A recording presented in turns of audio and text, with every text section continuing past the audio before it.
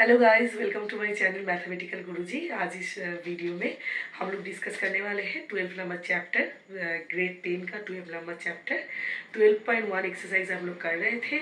Already हम लोग 4 sums कर चुके हैं। आज हम लोग 5th नंबर सम करेंगे 12.1 एक्सरसाइज का।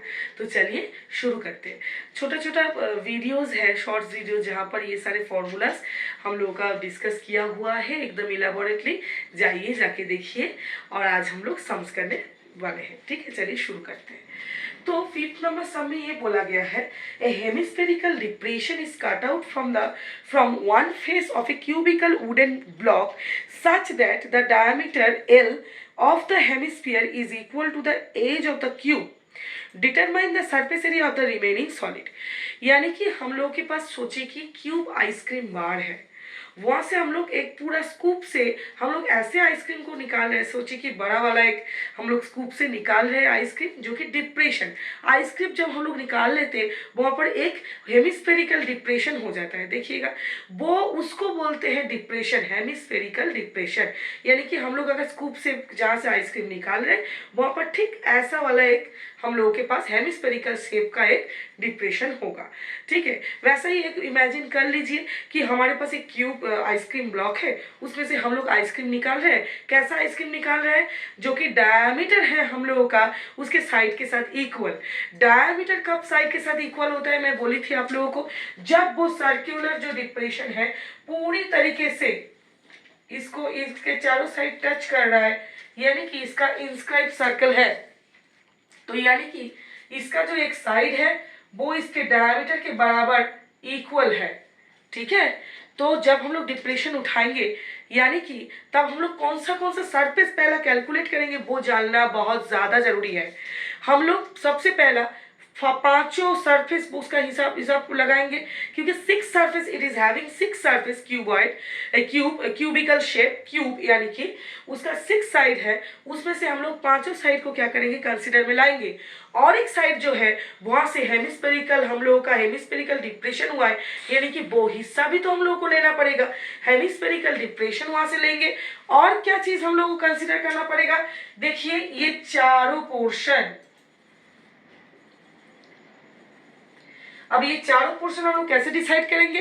इसका जो सरफेस है उस सरफेस से मैं अगर वो सर्कल जो कि हेमिस्फीयर का एक सरफेस है, उस सर्कल को अगर माइनस कर दूं वो चारों जगह हम लोग को मिल जाएगा, जस्ट लाइक आवर 4 नंबर सम। तो चलिए करते हैं। ठीक है, मैं यहाँ पर समझा के करूंगी।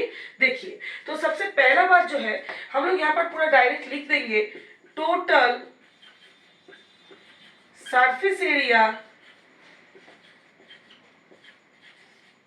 of the total surface area of the remaining solid। हम लोगों को हेमिस्फीयर लेना होगा, क्योंकि हेमिस्फीयर भी उसके हम लोग ले लिए हैं डिप्रेशन में, लेकिन हेमिस्फीयर का सरफेस भी वहां पर अभी भी कवर्ड है। यानी कि हम लोग अगर इमेजिन करें ऐसा कुछ शेप, ये और चारों तरफ पांचों तरफ हम लोगों को लेना पड़ेगा, एक तरफ बस छोड़ के वहां पर हमको हेमिस्फीयर लेना है। तो जैसे कि हम लोग सबसे पहला मैं जैसे कि बोली हूँ, हम लोग के 5 × L² करना पड़ेगा, क्योंकि पांचों जो स्क्वायर सरफेसेस है उनको पहले हम लोग को क्या करना है, ले लेना है। उसके बाद हम लोग क्या जोड़ेंगे इसके साथ? हेमिस्फेरिकल डिप्रेशन जोड़ेंगे। यानी कि सिंपल भाषा में अगर बोले तो हेमिस्फीयर का कर्व सरफेस एरिया ही, कर्व सरफेस एरिया हेमिस्फीयर का क्या होता है, 2πr²। r यहाँ पर जो है वो है L/2, क्योंकि L है उसका डायमीटर, तो L/2 ऑब्वियसली रेडियस होगा। तो हेमिस्फेरिकल डिप्रेशन का भी हम लोग ले चुके हैं यहाँ पर। उसके बाद हम लोग को क्या लेना है, रिमेनिंग जो सॉलिड है यहाँ से ये कैसे डिसाइड करेंगे? हम लोग का एक सरफेस जो है उससे हम लोग इस सर्कल को माइनस करेंगे, यानी कि ये सर्कल हो गया हम लोगों का πr², यानी कि L/2 का स्क्वायर। तो ये रहा हम लोगों का टोटल जो सरफेस एरिया यहाँ पर पूछा गया है वो है। क्या क्या है यहाँ पर? सबसे पहला है कि जहाँ पर डिप्रेशन है उसको छोड़ के बाकी पांचों सरफेसेस जिसका हम लोग एरिया डिसाइड कर चुके हैं, हेमिस्फेरिकल डिप्रेशन का यानी कि 2πr²। उसके बाद ये जो है उसका मुंह जैसा रहेगा, इसके हिसाब से हम लोग करना है। क्या करना है? एक सरफेस से हम लोगों को इस सर्कल को सबट्रैक्ट कर देना है। तो ये सबको हम लोग अगर जोड़ लेंगे तो क्योंकि जोड़ लेंगे तो आ जाएगा हम लोगों का सरफेस एरिया। क्योंकि यहाँ पर कोई भी यूनिट नहीं दिया हुआ है तो बच्चों ये लिखना मत भूलना, यूनिट स्क्वायर आप लोगों को लिखना है। क्योंकि यूनिट नहीं दिया हुआ है तो हम लोग यूनिट स्क्वायर करके छोड़ देंगे क्योंकि ये सरफेस एरिया है। तो उसके बाद क्या हो गया हम लोगों का 5l² और l² मिला के हम लोगों का हो गया 6l²। उसके बाद 2πl/2 का होल स्क्वायर और सिर्फ πl/2 का होल स्क्वायर माइनस करेंगे दोनों को तो आ जाएगा πl/2 का होल स्क्वायर।